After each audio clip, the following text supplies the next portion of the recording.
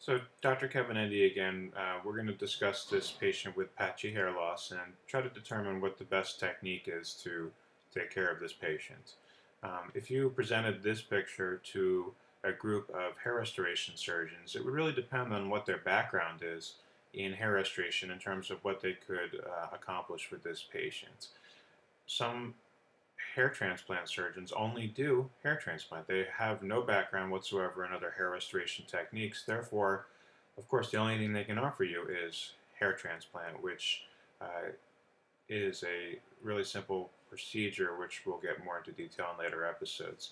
But there are many other procedures which could be used to take care of this patient. Those would include scalp flaps, and there are several different kinds of scalp flaps, scalp reductions, um, and a host of other different rotational flaps, advancement flaps, even transposition flaps. All of those flaps have been used to treat patients like this with a great deal of success in the past and absolutely should be discussed with a patient prior to determining what the best technique is.